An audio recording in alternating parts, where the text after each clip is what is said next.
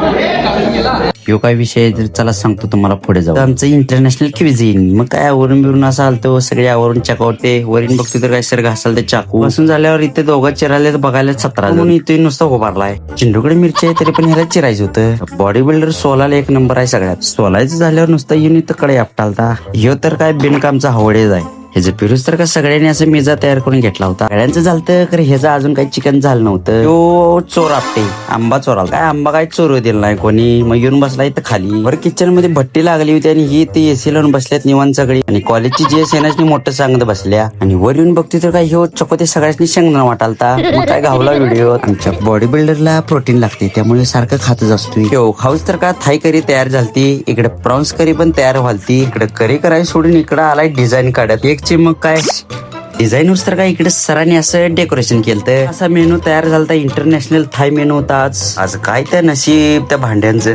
Body builder घासा लागलाय तर नसली. तो बिनकामचा हवळे फक्त खातच असतोय. आमचा सूरजभाई कुठल्याच कामाला लाजत नाही. खायच्या बाबतीत आपटे आणि हवळे दोघं पण कधी लाजत नाही. दोघं पण हवऱ्याला उडी खातच बसले. खाऊन घेऊस तर का प्रॅक्टिकल सगळं आवरून घेतलं. तर खाली बसलो होतो तर ह्यांची मॅच पाहायला लागली होती. भांडणं ह्यांची भांडणं झाली तेव्हा सर आलं प्रॅक्टिकलची साई घ्यायला. तेवढ्यात ह्यांची भांडणं लागली.